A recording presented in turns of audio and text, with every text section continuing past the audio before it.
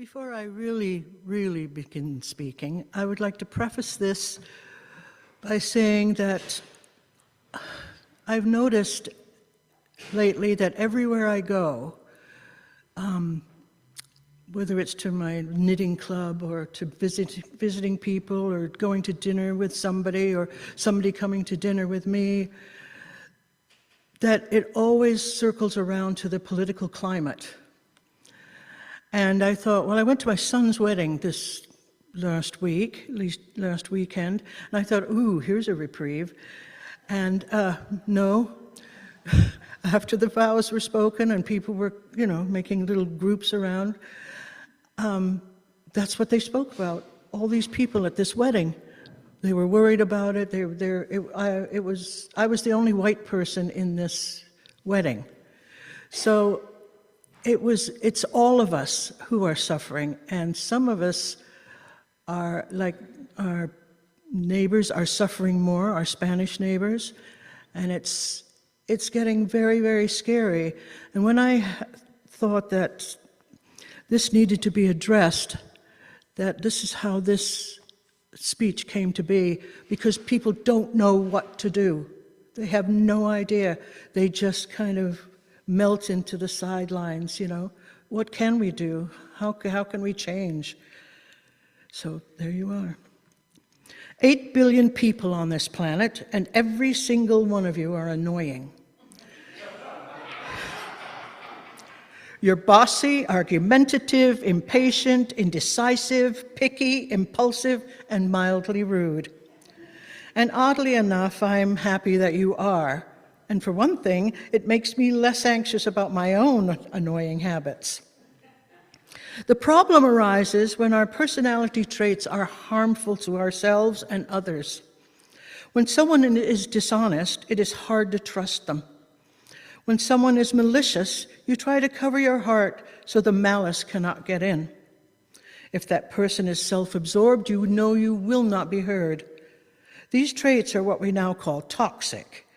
These people who are among us that are truly harmful, they are abusive and hurt others purposefully.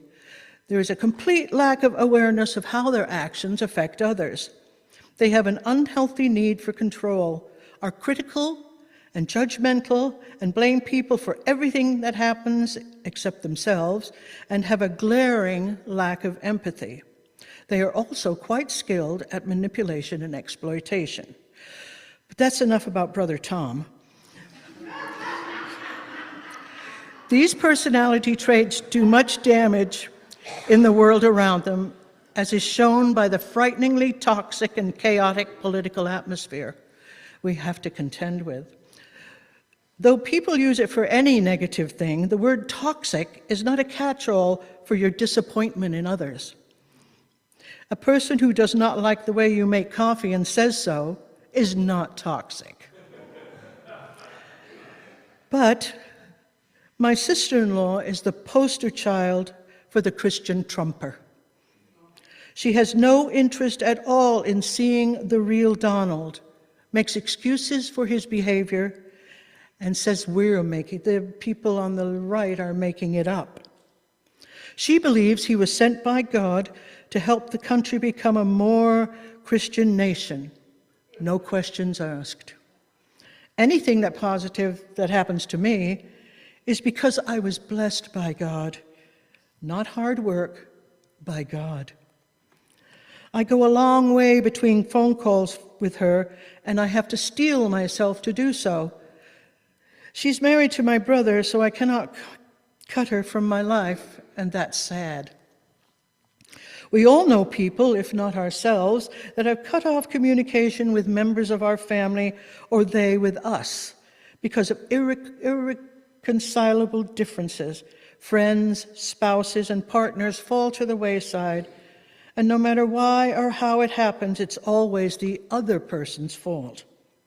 And if we could look deeper into the mindset of these people, we see they, far from being the strong people they think they are, that bravado covers up a heart with very little confidence, wobbly self-esteem, difficulty with communication and relationships, and not a solid sense of well-being. I know people like this, and it makes me compassionate, but at a distance, all the way to Washington. I am speaking of this because the one thing a toxic person cannot do is be introspective or self-aware. And for any changes to happen, these elements must be in place. It is recognizing the need for deep personal growth and the difficulties therein. An important aspect of this talk is the fact that we all need the tools we can get to navigate the present world we live in, to strengthen our hearts and minds, to not give in to despair, to not ostrich about the violence, corruption, divisiveness, and stupidity that surrounds us. This is the reason this topic came to be. I want to talk about personal growth for those of us that want to be our best selves. Many of us have been walking around with broken hearts, and we focused on mending those hearts in whichever way we could, both good and harmful. Our lives, for better or worse, especially our childhoods, have molded us to be the person we have become. We gather keys throughout our lives, the keys to friendship, education, labor, and love, but not the one that opens the door to our deeper selves. That is where the work is, the door where our forgotten selves and our secrets live. But why do we need to become self-aware and grow? How do we understand where we need to do so? Is it our need to grow only seen through others' eyes, or something we feel wriggling around in our own brain? Other people's opinions can be unreliable, but if you hear the same comment again and again, it might be something to look into, which is where I would like to say a word about gossip. Usually seen as a negative, it does have its qualities. It can be a social bond that we share each other's human experiences, which engenders connection. It can help us identify and avoid harmful people. It also establishes clear standards of acceptable conduct. Belly button gazing for insight, not unless you know what you would like to change. And who are we? Meditating for change with no clear objective leads nowhere. Who are we changing for, ourselves or others? Why is it that we want to improve or change our inner human being? Changing is hard and fraught with missteps. We spend one half of our lives learning how to live and the other half unlearning. Do we think we're good just the way we are and the heck with whatever the people think? It's just too hard to process. I guess it starts with uncomfortable truths about ourselves, understanding and recognizing those beliefs that shaped you, and from the desire to become better people. Without growth or self-awareness, we become inflexible and we languish, stuck in the same lifeless cycle, unable to adapt to changes, experience more anxiety and stress, and become stagnated in our personal and professional lives. We might try to change, but as soon as change costs our comfort, we give up. We would rather live in misery than change. Many of us are even unaware that change is possible, that our lives are just that, our lives for better or worse.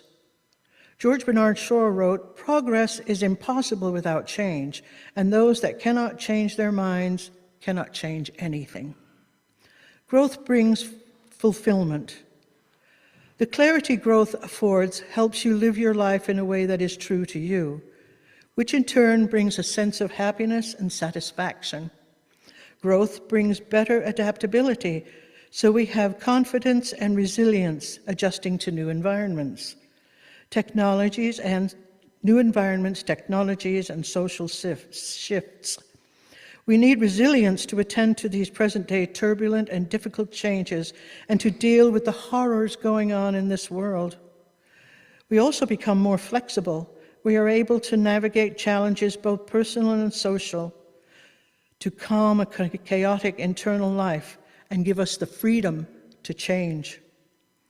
It can bring us closer to what we consider the divine, a connection to our personal spirituality, the gift of a greater sense of internal peace that radiates to the rest of the world.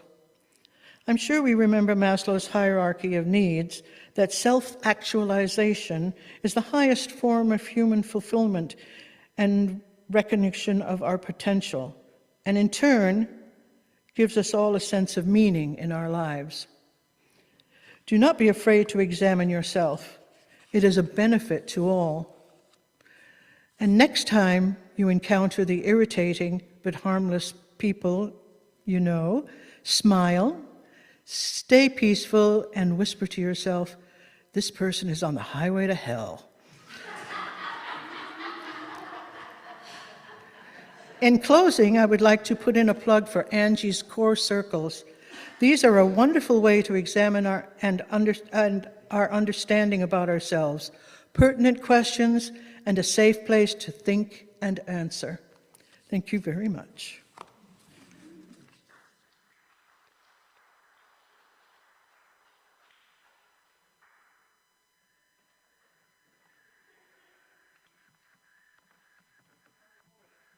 So was our closing hymn Highway to Hell?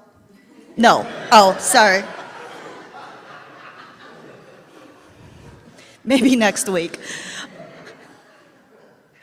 Please join us in our closing hymn. It's going to be 1031 in the teal or soft-covered hymnal, filled with loving kindness.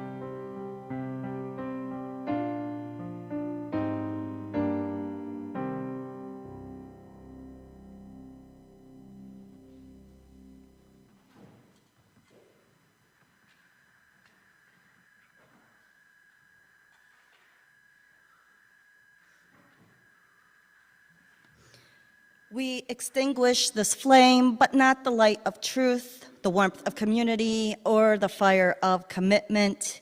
These we carry in our hearts until we are together again.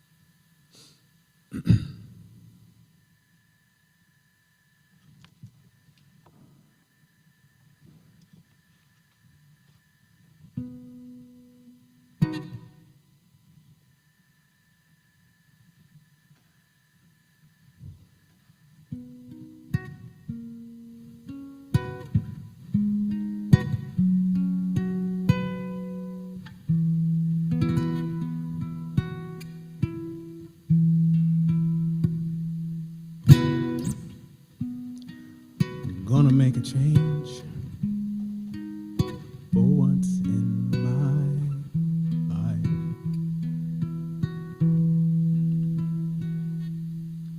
It's gonna feel real good. Gonna make a difference.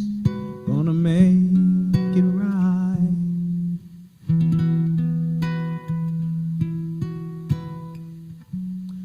As I turn up the collar on my favorite winter coat, this wind's blowing my mind. I see the kids in the street, not enough to eat. Who am I to be blind, pretending not to see their needs? A summer disregard, a broken bottle top, and a one-man soul. They follow each other on the wind, you know, 'cause they got nowhere to go. That's why I want you to know I'm starting with the man in the mirror. I'm asking him to change his ways, and no message could have been any clearer. If you want to make the world a better place, take a look at yourself and then make a change.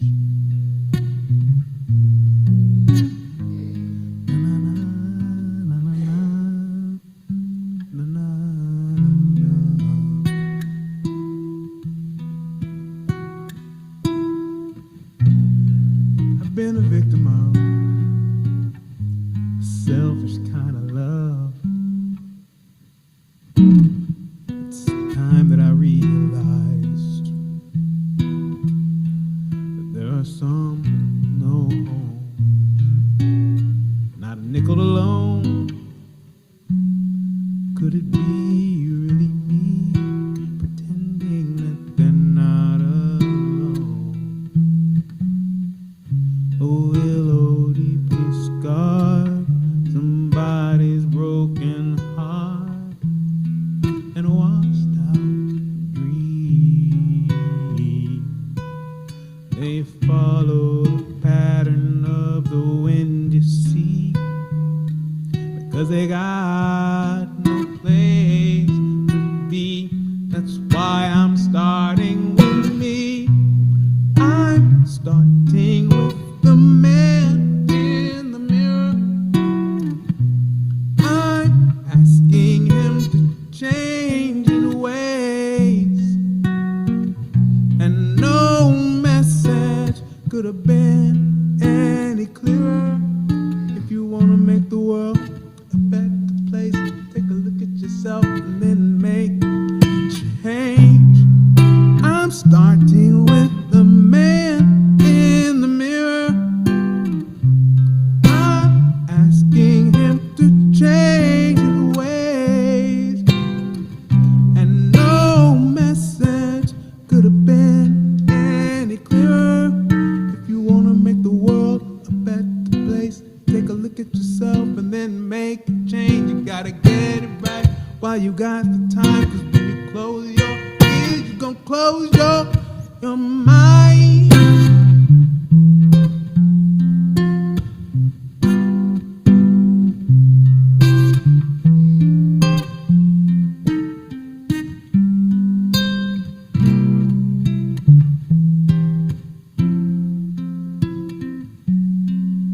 If you wanna make the world a better place, take a look at yourself and then make a change. Na na na na na na na na na na.